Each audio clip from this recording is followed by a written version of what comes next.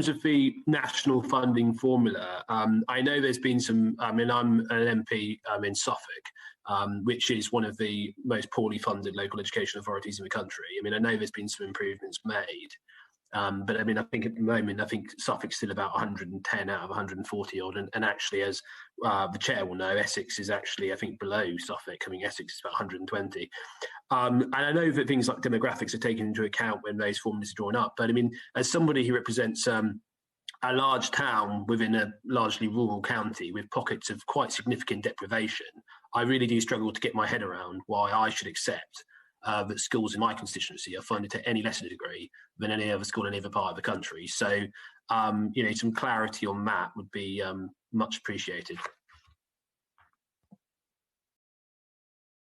Chairman, I just wanted to press this point about the origins of the funding formula and top-down versus bottom-up. So we know the funding rates for schools originate in business rates.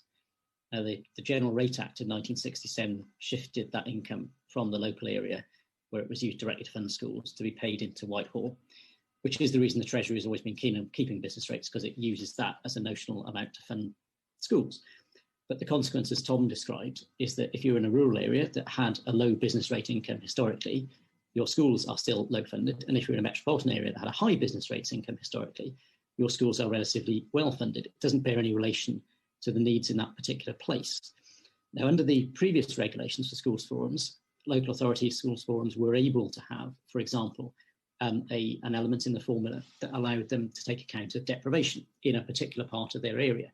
And they can't do that anymore under the forum. So they're entirely dependent now upon elements being included by central government that deal with that issue. So do you think it is perhaps time to look at a bottom-up assessment of what it costs to run a school, so we have a genuine view of what those costs are?